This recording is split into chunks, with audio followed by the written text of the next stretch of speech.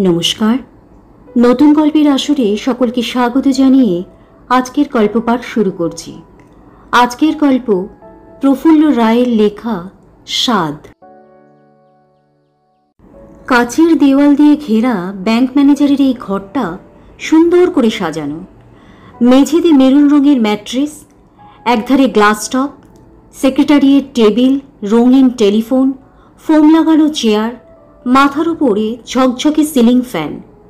এ ঘরের সব কিছুর মধ্যেই একটা সুরুচির ছাপ রয়েছে। এখান থেকে বাইরে তাকালে মহেশ মুন্ডা শহরের অনেকটা অংশ চোখে পড়ে। ছোটনাগপুরের ছোট্ট নিরিবিলি শহর মহেশ মুন্ডা এক কথায় চমৎকার। এই মুহূর্তে অজিতেশ তার চেয়ারটিতে বসে ডান দিকের জানলা দিয়ে অলস চোখে বাইরে তাকিয়েছিলেন। তিনি এই ব্যাংকের ম্যানেজার। আজ তেমন কাজের চাপ নেই। ফাইল টাইল যা ছিল সব দুটোর মধ্যেই পরিষ্কার করে দিয়েছেন অজিতেশ। ক্লিয়ারেন্সের জন্য গোটা 50 চেক জমা পড়েছিল। ফিক্সড ডিপোজিট আর লকারের জন্য এসেছিল 8-10 জন লোক। সেসবও দুটোর মধ্যেই চুকে গেছে।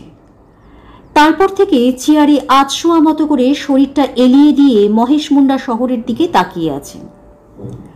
কলকাতা হেড অফিস থেকে মাত্র 1 মাস হলো মহেশ মুন্ডার ব্রাঞ্চে ম্যানেজার করে অজিতেশকে পাঠানো হয়েছে। এখানে পা দেওয়ার সঙ্গে সঙ্গে জায়গাটা ভীষণ ভালো লেগে গেছে তার। অজিতেশের বয়স 50-এর কাছাকাছি, নাক মুখ বেশ কাটা কাটা। শরীরে বয়সের ভার তেমন একটা পড়েনি, তবে তার চুলের অর্ধেক অংশ সাদা হয়ে গেছে। তিনি অবিবাহিত, থাকেন এই ব্যাংকের বাড়িটার দোতলার কোয়ার্টারে। অজিতেশের সংসার পুরোপুরি ভৃত্যতান্ত্রিক। একটি চাকর আর রান্নার জন্য একটি মৈথিলি ঠাকুর ছাড়া এখানে তার আর কেউ নেই। এখন 4টে মতো বাজে। সময়টা জুনের মাঝামাঝি।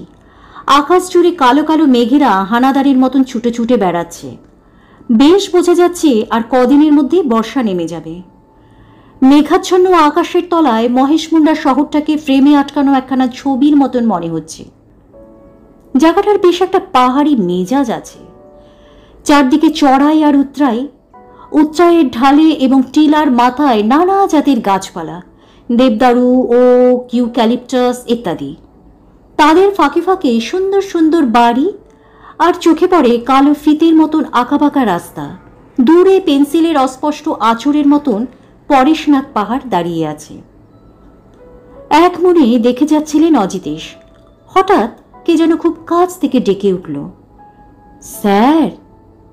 চমকে ঘুরে বসতেই অজিতেশ হরিনারায়ণ সান্যালকে দেখতে পেলেন। লোকটা কখন যে ইঁদুরের মতন সুরত করে এ ঘরে ঢুকে পড়েছে তিনি টেরই পাননি। হরিনারায়ণের বয়স 54 কি 55 হবে। বাঁকানো বেতের মতো ঠ্যাঙা শরীর, শরীরে মাংসের চাইতে হাড়ই বেশি। চৌকো মতো মুখ, চোখ 1 ইঞ্চি গর্তে ঠোকানো, চুলটা তার ধোয়াটে রঙের। লোকটা এই ব্যাংকের কেরানি।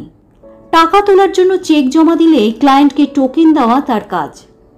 30 বছর ধরে একান্ত নিষ্ঠার সঙ্গে এই দায়িত্ব পালন করে যাচ্ছে। অজিতেশ শুনেছেন 30 বছর আগে চাকরি পেয়ে সেই যে হরিনারায়ণ মহেশ মুন্ডার এই ব্রাঞ্চে এসেছিল, তারপর থেকে আর নড়েনি। আসলে ট্রান্সফার আর প্রমোশনের জন্য অনেক চেষ্টা করেছে, কিন্তু তার খুঁটির জোর নেই, ফলে কিছুই হয়নি। তাই এই মহেশ মুন্ডাতেই জীবন কাটিয়ে দিতে হচ্ছে। অজিতেশ জিজ্ঞেস করলেন, কিছু বলবেন? হরিনারায়ণ টেবিলের উপর অনেকখানি ঝুঁকে হাত কচলাতে কচলাতে বিনীতভাবে বলল, স্যার, আজ কি আপনার সময় হবে? কেন বলুন তো? আপনি বোধহয় আমার ব্যাপারটা ভুলে গেছেন। ওই কথা দিয়েছিলেন আমাদের বাড়িতে একবার যাবেন। এবার মনে পড়ে গেল অজিতেশের। তিনি মহেশ মুন্ডায় আসার পরই হরিনারায়ণ ধরেছিল একদিন তাকে তাদের বাড়ি নিয়ে যাবে। 2-4 দিন পরপরই কথাটা মনে করিয়ে দেয় সে। যাবো যাবো করে 1 মাস কেটে গেছে, কিন্তু ব্যাংকের নানা রকম কাজে যাওয়াটা আর হয়ে ওঠেনি। ব্যস্তভাবে অজিতেশ বলে উঠলেন, আরে না না, ভুলিনি, আপনার বাড়ি নিশ্চয়ই যাব। হরিনারায়ণের বাঁকানো শরীর আরও একটু ঝুঁকে পড়ল। আমার খুব ইচ্ছে, আজই চলুন একবার। আজ আর না বলবেন না স্যার। আজ তেমন কাজের চাপ টাপ নেই, ছুটির পর হয় দোতলার কোয়ার্টারে গিয়ে ইজি চেয়ারে গা ছেড়ে দিয়ে ওই ইংরেজি ক্রাইম ফিকশন অথবা থ্রিলার পড়ে সময় কাটাতে হবে, নইলে একা একা মহেশমুন্ডা শহরের রাস্তায় ঘুরে বেড়াতে হবে। তার চাইতে হরিনারায়ণের সঙ্গে তাদের বাড়ি গিয়ে খানিকক্ষণ গল্প টল্প করে সময় কেটে এলে মন্দ লাগবে না। তাই একটু হেসে অজিতেশ বললেন, হ্যাঁ ঠিক আছে, আজই যাব।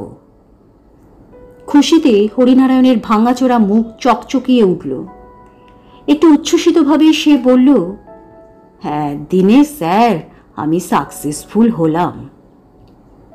হরিনারায়ণের এই উচ্ছ্বাসটুকু ভালোই লাগলো অজিতেশের। তিনি হাসলেন, কিন্তু কিছু বললেন না। ঘণ্টাখানেক বাদে ব্যাংক ছুটির পর হরিনারায়ণের সঙ্গে বাইরের রাস্তায় আসতেই সে বলল, স্যার একটা রিক্সা ডাকি? অজিতেশ জিজ্ঞেস করলেন, আপনার বাড়িটা কত দূর? ওই উঁচা মহল্লায়। উঁচা মহল্লা এই ব্যাংক থেকে মাইল দেড়েকের মতন রাস্তা হবে। অজিতেশ বললেন, না না, রিক্সার দরকার নেই, চলুন না, হাঁটতে হাঁটতেই যাই, বিকেলে পায়ে হেঁটে বেড়াতে ভালোই লাগবে। হরিনারায়ণ তবু জিজ্ঞেস করল, আপনার কষ্ট হবে না তো স্যার? না না, একটুও না। দুজনে পাশাপাশি হাঁটতে লাগলেন। চড়াই উচ্চাই ভেঙে হরিনারায়ণের বাড়ি পৌঁছতে পৌঁছতে প্রায় সন্ধে হয়ে গেল। বাড়িটা একটা ছোটখাটো টিলার মাথায়, অনেকটা বাংলো ধরনের। ওপরে টালির চাল, চারধারে ইটের দেওয়াল, মেঝে টকটকে লাল সিমেন্টের। সামনের দিকে অনেকটা জায়গা জুড়ে সুন্দর ফুলের বাগান রয়েছে। বাইরের ঘরে টিউবলাইট জ্বালিয়ে একটা বেতের সোফায় অজিতেশকে বসিয়ে হরিনারায়ণ বলল, স্যার 1 মিনিট আপনাকে একটু থাকতে হবে, আমি ভেতরে খবর দিয়ে আসি। অজিতেশ হরিনারায়ণের মতলবটা বুঝতে পেরেছিলেন। তিনি হেসে হেসে বললেন, আরে শুনুন শুনুন, বাড়ির লোকেদের একদম ব্যস্ত করবেন না। 1 কাপ বিনা চিনি চা ছাড়া আমি কিন্তু আর কিচ্ছুটি খাবো না। হরিনারায়ণ বিনীতভাবে হাসল, সে দেখা যাবে ক্ষণ, এতদিন পর আপনাকে বাড়িতে আনতে পেরেছি, এখন চিনি ছাড়া শুধু 1 কাপ চা খেয়ে গেলে কি আমাদের ভালো লাগবে স্যার? ঠিক আছে, তার সঙ্গে 2খানা বিস্কিট দিয়ে দেবেন, বাট নাথিং মোর। হরিনারায়ণ ভেতরে চলে গেলেন। অজিতেশ বসে বসে বাইরের ঘরটা দেখতে লাগলেন। ঘরটা ভারী ছিমছাম। বেতের সোফা টোফা ছাড়া একধারে কাচের বুককেসে বঙ্কিমচন্দ্র, রবীন্দ্রনাথ এবং শরৎচন্দ্রের গ্রন্থাবলী সাজানো রয়েছে। বুককেসটার পাশে গোল একটা টেবিলের ওপর হায়দ্রাবাদি ফুলদানিতে একগুচ্ছ টাটকা রজনীগন্ধা। আরেক ধারে কারুকাজ করা কাঠের স্ট্যান্ডে ব্রোঞ্জের নটরাজ মূর্তি। দেওয়ালগুলো হালকা সবুজ রঙের। এক দেওয়ালে রবীন্দ্রনাথের একটা পেন্সিল স্কেচ, আর তার ঠিক উল্টো দিকের দেওয়ালটায় একটি হাসি মুখের তরুণীর ফটো। ফটোটা দেখতে দেখতে হঠাৎ কেমন যেন চেনা চেনা লাগলো। কোথায়, কবে, কতদিন আগে তাকে দেখেছেন প্রথমটায় মনে করতে পারলেন না অজিতেশ। ছবির মেয়েটা দুরন্ত আকর্ষণে তাকে যেন টানছিল। পলকহীন কিছুক্ষণ তাকিয়ে থাকার পর কখন যে নিজের অজান্তে উঠে এসে ফটোটার সামনে দাঁড়িয়েছেন, অজিতেশের সেটা আর খেয়াল নেই। ফটোটা দেখতে দেখতে আচমকা বিদ্যুৎ চমকের মতন সব মনে পড়ে গেল। সময়ের উজান টানে তিনি যেন 30-32 বছর আগের পূর্ব বাংলার এক মফস্বল শহরে ফিরে গেলেন। তখন অজিতেশের বয়স আর কত হবে? খুব বেশি হলে 16 কি 17, আর সুধার বয়স হবে 14-15। হ্যাঁ, ফটোটার মেয়ের নাম সুধা। ধলেশ্বরী নদীর পাড়ে ছোট্ট এক নগণ্য গ্রাম দীঘাপোতা ছিল অজিতেশদের দেশ। তারা ছিলেন ভীষণ গরিব। ওর বাবা দীঘাপোতা হাই স্কুলের সংস্কৃতের পণ্ডিত ছিলেন। বাড়িটা ছাড়া বাড়তি 1 ইঞ্চি জমি জমাও ছিল না তাদের। সে আমলে বাবা মাইনে পেতেন 33 টাকা 12 আনা, আর যজমানি করতেন সাথে। এই সামান্য উপার্জনে 7-8 জনের বিরাট সংসার কিভাবে যে চালাতেন তা তিনিই জানেন। অজিতেশকে ঘিরে বাবার উচ্চাসা ছিল আকাশ ছোঁয়া। ওই অল্প কটা টাকা থেকেই কিছু কিছু বাঁচিয়ে তিনি অজিতেশকে পড়িয়েছিলেন। হয়তো ভেবেছিলেন এখন একটু কষ্ট করলে শেষ জীবনে ছেলেটা দাঁড়িয়ে গেলে ভালো ডিভিডেন্ড পাবেন। ফার্স্ট ডিভিশনে অজিতেশ ম্যাট্রিক পাশ করার পর বাবার উচ্চাশা 10 গুণ বেড়ে গিয়েছিল। তিনি ঠিক করে ফেলেছিলেন ছেলেকে আরও পড়াবেন। কিন্তু দীঘাপোতা গ্রামে কলেজ টলেজ তেমন ছিল না। অনেক চিন্তা ভাবনা করার পর নবীপুরের কথা মনে পড়ে গিয়েছিল বাবার। নবীপুর তাদের বাড়ি থেকে 50-60 মাইল দূরে বেশ নামকরা একটা মফস্বল শহর। মোটর লঞ্চে গেলে ঘন্টা 4-5 লাগত। সেখানে একটা ভালো ইন্টারমিডিয়েট কলেজ ছিল, আর ছিলেন মহিতোষ মজুমদার। মহিতোষ নবীপুরের সবচাইতে নামকরা ফৌজদারি উকিল। দুর্দান্ত পসার তার, হুড়হুড় করে তার ঘরে তখন পয়সা ঢুকছে। সবচেয়ে যেটা জরুরি ব্যাপার তা হলো মহিতোষ মজুমদার ছিলেন অজিতেশদের দুঃসম্পর্কের আত্মীয়, এবং মানুষ হিসেবে তিনি খুবই দিলদরিয়া ছিলেন। 2 হাতে যেমন রোজগার করেন, 10 হাতে তেমন খরচও করে থাকেন। মহিতোষের কথা মনে হওয়া মাত্র বাবা তাকে চিঠি লিখেছিলেন যদি অনুগ্রহ করে তিনি অজিতেশকে তার বাড়িতে থেকে কলেজে পড়বার ব্যবস্থা করে দেন, তাহলে এই উপকার তিনি জীবনে কখনো ভুলবেন না। 4 দিনের মাথায় উত্তরও এসে গিয়েছিল। চিঠি পেয়েই যেন অজিতেশকে পাঠিয়ে দেওয়া হয়, তাকে পড়ানোর সব দায়িত্ব মহিতোষের। উত্তর পাওয়ার পরের দিনই লঞ্চে উঠে নবীপুর চলে গিয়েছিলেন অজিতেশ। টিনের সুটকেস হাতে ঝুলিয়ে আর শতরঞ্জি মোড়া দড়ি দিয়ে বাঁধা বিছানাটা কাঁধে চাপিয়ে লঞ্চ থেকে জেটিতে নামতেই বিরাট লম্বা চওড়া চেহারার একটি লোকের ওপর তার চোখ অনিবার্যভাবেই গিয়ে পড়েছিল।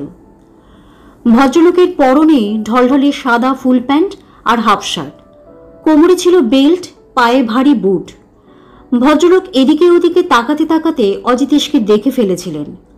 বড় বড় পা ফেলে তার কাছে গিয়ে জিজ্ঞেস করেছিলেন, তুমি কি দীঘাপোতা থেকে আসছো? অজিতেশ থমকে দাঁড়িয়ে গিয়ে বলেছিলেন, আগে হ্যাঁ। তোমার নাম কি অজিতেশ? আগে হ্যাঁ। আমি মহিতোষ মজুমদার। মালপত্র নামিয়ে রেখে তাড়াতাড়ি ঝুঁকে প্রণাম করেছিলেন অজিতেশ। 2 হাতে তাকে তুলে ধরে মহিতোষ বলেছিলেন, ফার্স্ট ডিভিশনে পাশ করেছ, I am really happy. Launch ঘাটার গা ঘেঁষে বড় রাস্তা, সেখানে একটা ফিটন গাড়ি দাঁড়িয়েছিল। মহিতোষ অজিতেশকে নিয়ে সেটায় উঠতেই কোচোয়ান গাড়ি হাঁকিয়ে দিয়েছে। পাশাপাশি বসে একধারে নদী আরেক ধারে নবীপুরের বাড়িঘর দেখতে দেখতে মহিতোষের নানা প্রশ্নের উত্তর দিয়ে গিয়েছিলেন অজিতেশ। মহিতোষ বলেছিলেন, তোমার বাবা ভালো আছেন তো? আগে হ্যাঁ। বাড়ির আর সবাই? সবাই ভালো আছে। আমার বাড়িটাকে তোমার নিজের বাড়ি বলেই মনে করবে, বুঝলে? কোনো রকম সংকোচ করবে না কিন্তু। আচ্ছা আচ্ছা, শোনো, কলেজে বহু রকমের বাজে ছেলেপেলে রয়েছে। বৎসঙ্গ সবসময় অ্যাভয়েড করে চলবে। তোমার বাবা বহু কষ্ট করে তোমাকে মানুষ করতে চাইছেন, অনেক আশা নিয়ে আমার কাছে পাঠিয়েছেন। তার আশাভঙ্গ ঘটে এমন কিছু করবে না। একথা বলে একটু থেমেছিলেন মহিতোষ। পরেক্ষণেই আবার শুরু করেছিলেন, আমার কাছে তুমি 2 বছর থাকবে। 2 বছর বাদে যে অজিতেশকে আমি তোমার বাবার কাছে ফেরত পাঠাবো, সে যেন একেবারে হীরের টুকরো হয়, বুঝেছ?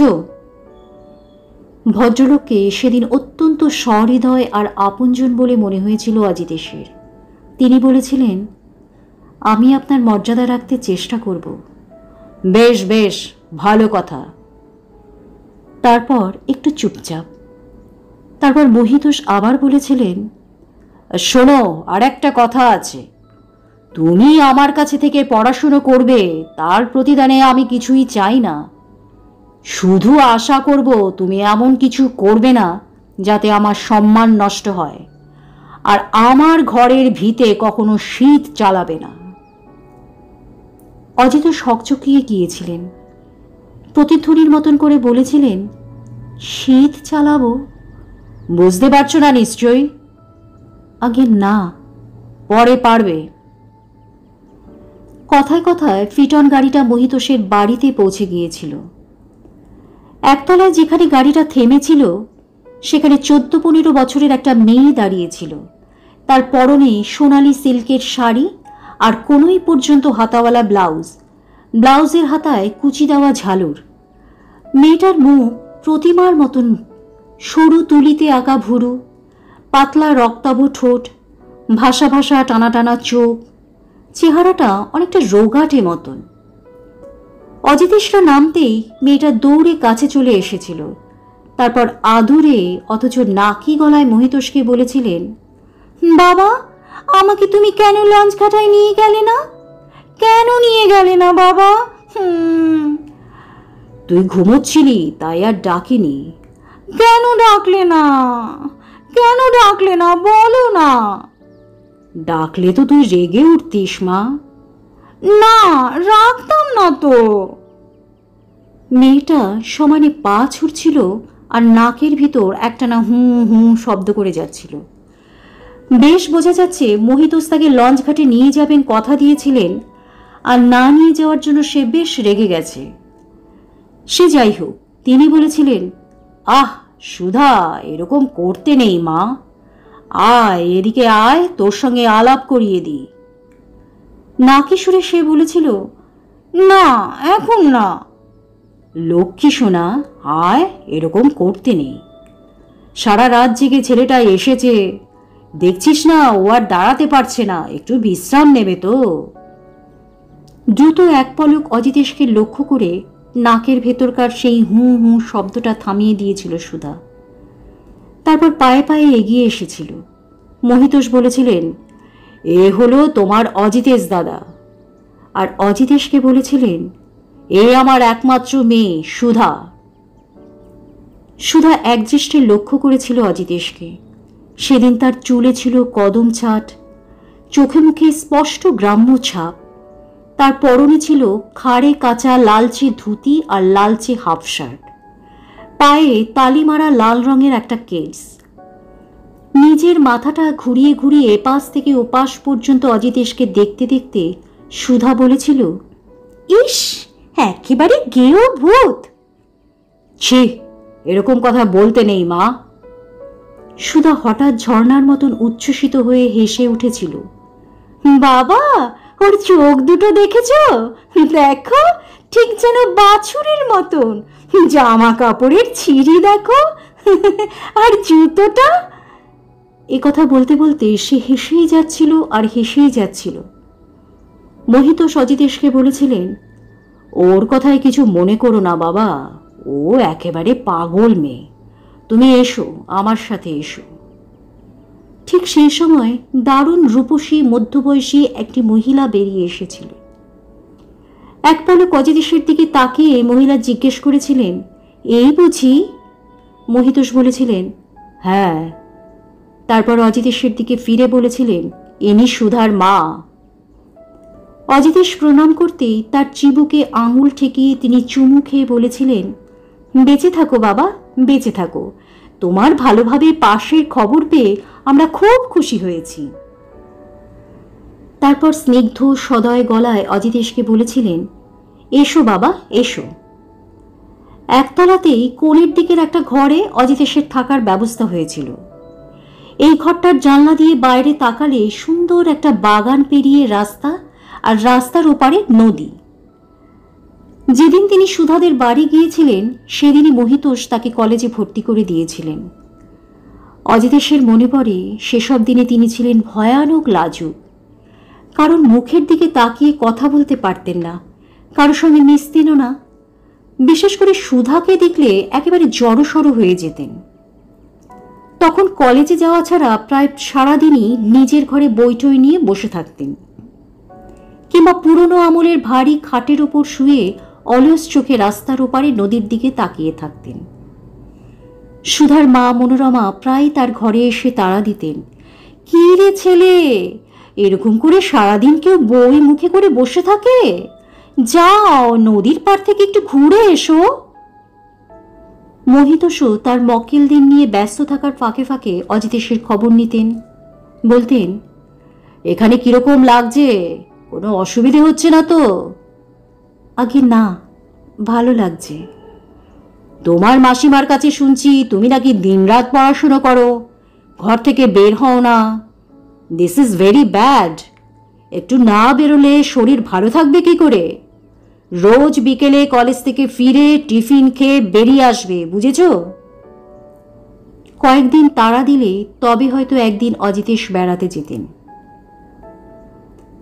এখনো মনে পড়ে এক ছুটির দিনের দুপুরে গোটা বাড়ি যখন নিঝুম মোহিতোষার মনোরমা ওপরতলায় ঘুমোচ্ছেন আর নিচের তলায় অজিতেশ ইকোনমিক্সের একটি জটিল প্রশ্নের উত্তর লিখছেন, সেই সময় জানলার বাইরে হঠাৎ কাকাতুয়ার ডাক শোনা গিয়েছিল। মুখ তুলে তাকিয়েছিলেন অজিতেশ, কিন্তু কাকাতুয়া দেখা যায়নি। সঙ্গে সঙ্গে বুনো টিয়ার ডাক শোনা গিয়েছিল। এবারও মুখ তুলল, কিন্তু টিয়া দেখা যায়নি। এইভাবে একে একে চড়াই, শালিক, কাক ইত্যাদি নানা পাখির ডাক ভেসে এসেছে, কিন্তু মুখ তুললেই আর কেউ নেই। কিরকম একটা সন্দেহ হতে পা টিপে টিপে জানলার কাছে যেতেই দেখা গিয়েছিল একধারে দাঁড়িয়ে আছে সুধা। বোঝা গিয়েছিল এসব পাখির ডাক তারই কাজ। কিন্তু তাকে কি বলবেন ঠিক করে উঠতে পারেননি, আবার ফিরে যে আসবেন তাও পারছিলেন না। সুধা বলেছিল, খুব ভালো ছেলেগিরি দেখানো হচ্ছে, তাই না? আমরা জানি তুমি ফার্স্ট ডিভিশনে পাশ করেছো, তোমার খুব গর্ব, তাই না? আমাদের দিকে ফিরেও তাকানো হয় না। ঠিক আছে, গুড বয়গিরি তোমার বার করছি। আমরা বছর বছর ফেল করব আর তুমি ফার্স্ট ডিভিশনে পাশ করবে, স্কলারশিপ পাবে, সেটি কিছুতেই হবে না। আজ আমি যাচ্ছি, কাল থেকে মজাটি টের পাবে।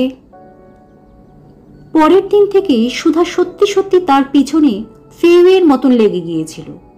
পড়তে বসলে এসে বই কেড়ে নিত। কখনো কলেজ থেকে ফিরে অজিতেশ দেখতেন তার নোট নেওয়ার খাতার উপর কালি ঢালা রয়েছে।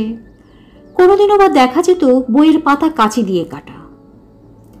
শেষ পর্যন্ত বাধ্য হয়েই সুধার সঙ্গে সন্ধি করতে হয়েছিল।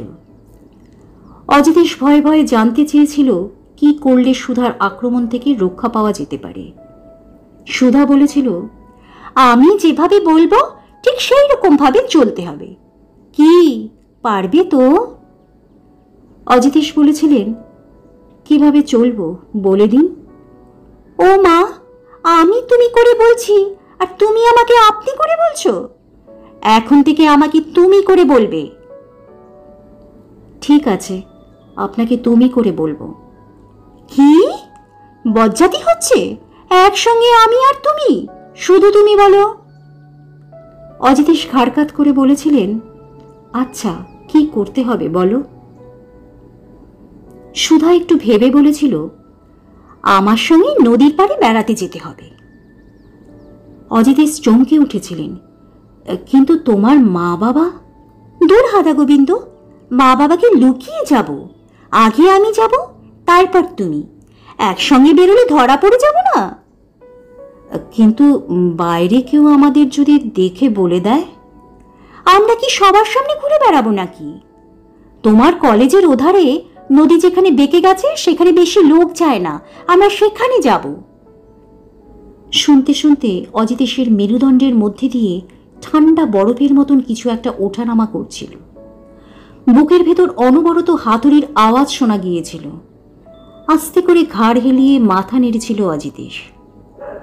সেই শুরু। তারপর থেকে তাকে নিয়ে কি না করেছে সুধা। একদিন একটা জেলি ডিঙি চুরি করে ধলেশ্বরীর চরেও গিয়েছিল। আরেকদিন লুকিয়ে লুকিয়ে গিয়েছিল যাত্রা শুনতে, তারপর ভোর হবার আগেই ফিরে এসেছিল। অজিতেশের সব সময় ভয় হতো এই বোধহয় ধরা পড়ে গেলেন। তারপর ধীরে ধীরে কবে যে সেই ভয়টা কেটে গিয়েছিল এতদিন বাদে আর তা মনে পড়ে না। সুধাকে ঘিরে দিনগুলো যেন স্বপ্নের মতন কেটে যেতে শুরু করেছিল। গরমের ছুটিতে কিংবা বড়দিনের সময় বাড়ি ফিরে যেতেন ঠিকই, কিন্তু সেখানে ভালো লাগতো না অজিতেশের। ধলেশ্বরীর পাড়ের সেই সুন্দর ছোট্ট মফস্বল শহরটায় কবে ফিরে আসবেন সেজন্য ভেতরে ভেতরে অস্থির হয়ে থাকতেন। দেখতে দেখতে 2 বছর কেটে গিয়েছিল। আজও মনে আছে, সেদিন ইন্টারমিডিয়েট ফাইনাল পরীক্ষা শেষ হয়েছে। সন্ধ্যের পর কলেজ থেকে ফিরে নিজের ঘরে খাটের বাজুতে হেলান দিয়ে চুপচাপ বসেছিলেন অজিতেশ। তার পরীক্ষা শেষ হয়েছে, এখন 2-1 দিনের মধ্যেই তাকে বাড়ি ফিরে যেতে হবে। তারপর সুধাদের এই শহরে আর ফেরা হবে না তার। কেননা এই শহরে ইন্টারমিডিয়েট পর্যন্তই পড়ার ব্যবস্থা আছে। বিয়ে পড়তে হলে তাকে ঢাকায় যেতে হবে।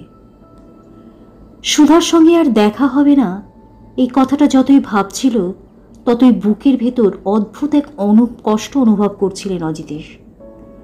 তার 18-19 বছরের নরম মন দুঃখে ভেঙে চুরে যাচ্ছিল।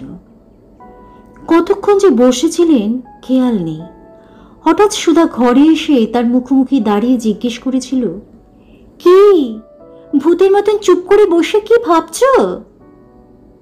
কি আবার ভাববো? কিছু না। নিশ্চয়ই ভাবছ, আমাকে বলো। সুধা দুহাত দিয়ে অজিতেশের মুখটা তার দিকে ফেরাতে ফেরাতে বলেছিল। কিছুক্ষণ চুপ করে থাকার পর ঝাপসা গলায় বলেছিলেন, আমি কাল কি পরশু বাড়ি চলে যাচ্ছি। কেন? বারে পরীক্ষা শেষ হয়ে গেল না, তোমার সঙ্গে আর দেখা হবে না সুধা। ও মা, কেন? না না না না, তোমার এখান থেকে যাওয়া চলবে না। কিন্তু পরীক্ষা হয়ে গেল যে, আমি এখানে কি করে থাকবো বলো? হঠাৎই এক কাণ্ড করে বসেছিল সুধা। দু হাতে অজিতেশকে জড়িয়ে ধরে ফুপিয়ে ফুপিয়ে কাঁদতে কাঁদতে বলেছিল, আমি জানি না, আমি জানি না, আমি কিচ্ছু জানি না, তুমি এখান থেকে যাবে না, ব্যাস। যে মেয়েটা এই 2 বছর ধরে তার উপর সমানে জোর খাটিয়ে এসেছে, আচমকা তাকে কাঁদতে দেখে কি করবেন ভেবে পাননি অজিতেশ। অজিতেশ বলেছিলেন, কিন্তু আমি কি করব বলো? সুধা বলেছিল, সে তুমি বুঝবে, আমি তোমাকে ছেড়ে থাকতে পারবো না তো। অজিতেশ কি একটা উত্তর দিতে যাচ্ছিলেন, ঘরের ভেতর হঠাৎ বাজ পড়ার মতো ভারী মোটা গলা শোনা গিয়েছিল। বজ্জাত ছেলে, তুই এই করছিস? প্রথম দিনই ওয়ার্নিং করে দিয়েছিলাম আমার ঘরে শীত চালাবে না, সেই শীতটি চালিয়ে দিলে। ইউ স্কাউন্ড্রেল, ভেবেছ কি তোমার মতন গেও স্কুল মাস্টারের ছেলের সঙ্গে আমি আমার মেয়ের বিয়ে দেব? দয়া করে এখানে এনে পড়িয়েছি আর তার এই রিটার্ন হলো? দাঁড়াও, চাপকে তোমার পিঠে চামড়া তুলে দেব। আমার চাবুকটা কোথায়? দৌড়ে বেরিয়ে গিয়ে মোহিত চাবুক আনতে গেলেন। সেই সময় সুধা বলে উঠেছিল, ওর কোনো দোষ নেই বাবা, ওকে তুমি মেরো না বাবা, ওকে মেরো না, সব দোষ আমার। ঠিক আছে, আত্মীয়ের ছেলে, মারবো না। উপকার করেছিলাম, তার যথেষ্ট প্রতিদান পাওয়া গিয়েছে, কিন্তু আর না। আজই এখনই তুমি আমার বাড়ি ছেড়ে চলে যাবে। এই শহরে যেন আর কখনো তোমাকে না দেখি। Get out. একথা বলে সুধার হাত ধরে টানতে টানতে বেরিয়ে গিয়েছিলেন। আর নিজের টিনের সুটকেসে জামা কাপড় বইপত্তর পুড়ে তখনই সুধাদের বাড়ি থেকে বেরিয়ে পড়েছিলেন অজিতেশ। আজও মনে পড়ে, সেদিন তখনই বাড়িতে ফিরে যাওয়ার লঞ্চ ছিল না, লঞ্চ পাওয়া যাবে পরের দিন। সারা রাত শহরের রাস্তায় রাস্তায় ঘুরে সকালে লঞ্চ ঘাটায় এসেছিলেন অজিতেশ। টিকিট কেটে অজিতেশ জেটির দিকে যাবেন, ঠিক সেই সময় দৌড়তে দৌড়তে সুধা এসেছিল।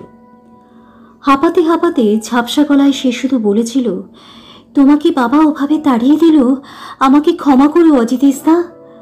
তুমি আবার এখানে এলে কেন? মেসোমশাই জানতে পারলে ভীষণ রাগারাগি করবেন। করুক, রাগারাগি করুক, তোমাকে একটা কথা বলবার জন্য এসেছি। তোমাকে ছাড়া আমি আর কাউকে বিয়ে করব না, তোমার জন্য অপেক্ষা করে থাকব। আমার কথা তোমার মনে থাকবে তো অজিতেশ দা? বুকের ভেতর তোলপাড় করে ঢেউ উঠেছিল অজিতেশের। অজিতেশ গাঢ় গভীর গলায় বলেছিলেন, থাকবে, নিশ্চয়ই থাকবে। লঞ্চ ছাড়ার ঘন্টা পড়ে গিয়েছিল, আর দাঁড়িয়ে থাকা সম্ভব হচ্ছিল না। অজিতেশ ঝাপসা গলায় বলেছিলেন, যাই। এখনো মনে পড়ে, বাড়ি ফিরে যাবার কিছুদিন বাদেই পূর্ব বাংলার সাম্প্রদায়িক খুনোখুনি শুরু হয়ে গিয়েছিল। গ্রামে থাকতে থাকতেই অজিতেশ শুনেছিল দাঙ্গায় সুধার বাবা মারা গিয়েছেন। সুধারা কোথায় চলে গেছে কেউ কোনো খবর দিতে পারেনি। দাঙ্গার পর হলো দেশভাগ। হাজার হাজার মানুষের সঙ্গে উদ্বাস্তু হয়ে অজিতেশরাও এপার বাংলায় চলে এলেন। এপারে এসে বেঁচে থাকবার জন্য নতুন করে যুদ্ধ শুরু হলো। প্রথম দিকে থাকতেন শিয়ালদা স্টেশনে, তারপর যাদবপুরের ওদিকে জবরদখল কলোনিতে বাঁশ টালি ইত্যাদি দিয়ে ঘর তুলে বাবা মা ভাই বোনদের নিয়ে গেলেন অজিতেশ। ইন্টারমিডিয়েট পর্যন্ত তার রেজাল্টটা ভালোই ছিল, তারই জোরে রিহ্যাবিলিটেশন ডিপার্টমেন্টে চাকরি পেয়েছিলেন। পরে সেটা ছেড়ে দিয়ে কম্পিটিটিভ পরীক্ষা দিয়ে এলেন এই ব্যাংকের চাকরিতে। পার্টিশনের পর পশ্চিমবাংলায় এসে কোনো দিকে তাকাবার সময় ছিল না অজিতেশের। একে একে ভাইদেরকে মানুষ করতে হয়েছে, তাদের জন্য চাকরি টাকরি জোগাড় করে জীবনে দাঁড় করিয়ে দিতে হয়েছে, বোনেদেরকে বিয়ে দিতে হয়েছে। আর এসব করতে করতে কবে যে তার জীবনের 50টা বছর পার হয়ে গেছে বুঝতেই পারেননি। সবাইকে তিনি ঘর সংসার করে দিয়েছেন, শুধু নিজেরটাই আর করা হয়ে ওঠেনি। কখন যে হাতের ফাঁক দিয়ে বিয়ের বয়সটা বেরিয়ে গেছে টেরই পাননি। সুধার কম বয়সের ফটোটার দিকে তাকিয়ে কতক্ষণ যে দাঁড়িয়েছিলেন মনে নেই। হঠাৎ হরিনারায়ণের ডাক কানে এসেছিল, স্যার। চমকে ঘাড় ঘোরাতে অজিতেশের চোখে পড়েছিল একটু দূরে হরিনারায়ণ দাঁড়িয়ে রয়েছে, তার পাশে 47-48 বছরের একটি মহিলা এবং 13-14 বছরের একটি ছেলে আর 10-12 বছরের একটি মেয়ে। হরিনারায়ণ বলেছিলেন, এই আমার ছেলে রানা, আর ও আমার মেয়ে সমিতা, আর এ আমার স্ত্রী। রানা আর সমিতা অজিতেশকে প্রণাম করেছিল, কিন্তু সেদিকে লক্ষ্য ছিল না অজিতেশের। ততক্ষণে তার চোখ এসে পড়েছিল মহিলাটির দিকে। এত বছর বাদেও সুধাকে একটুও চিনতে অসুবিধে হচ্ছিল না। বয়সের কিছুটা ভার নেমেছে তার শরীরে, শীতের কাছে 2-4টে চুল সাদাও হয়ে গেছে, তবু ধলেশ্বরী পাড়ের সেই খেয়ালি জেদি একরোখা মেয়েটাকে সময় ভেঙে চুরে একেবারে বদলে দিতে পারেনি এখনো। সুধাও এক দৃষ্টে অজিতেশের দিকে তাকিয়েছিল। কিছুক্ষণ পর আকফোঁটা গলায় বলল, আরে অজিতেশ দা না? অজিতেশ বললেন, হ্যাঁ, এত বছর বাদে তোমাকে এখানে এভাবে দেখব ভাবিনি। কেমন আছো তুমি? একদৃষ্টে তাকিয়ে থেকে সুধা হাসল, মন্দ কি, আর তুমি? এই চলে যাচ্ছে। হরিনারায়ণ অবাক বিস্ময়ে তাকিয়েছিল। এবার বলে উঠল, স্যার, আপনি কি আমার স্ত্রীকে চেনেন? তাই তো মনে হচ্ছে। পূর্ব বাংলায় ওদের বাড়িতে 2 বছর থেকে আমি পড়াশুনো করেছি। এরপর চা মিষ্টি টিষ্টি এলো, খেতে খেতে প্রচুর গল্প হলো। অজিতেশ নিজের কথা বললেন, দাঙ্গার পর কিভাবে মহিতোষের মৃত্যু ঘটেছিল, কিভাবে একটি মুসলমান মাঝি সুধাদেরকে তার বাসায় নিয়ে এসে গোয়ালান্দের স্টিমারে তুলে দিয়েছিল, তারপর কলকাতায় এসে কিভাবে আত্মীয়দের বাড়িতে অনেক কষ্টের মধ্যে দিন কেটেছে এবং কিভাবে শেষ পর্যন্ত হরিনারায়ণের সঙ্গে তার বিয়ে হয়, সব শুনে গেলেন অজিতেশ। শুধু একটা কথাই অজিতেশের জানা হলো না, সেদিন লঞ্চ ঘাটায় সুধা কথা দিয়েছিল তার জন্য সে অপেক্ষা করবে, কিন্তু তবু হরিনারায়ণকে বিয়ে করল কেন? আবার পরক্ষণেই তিনি ভাবলেন, হয়তো এই বিয়েটা না করে সুধার কোনো উপায় ছিল না।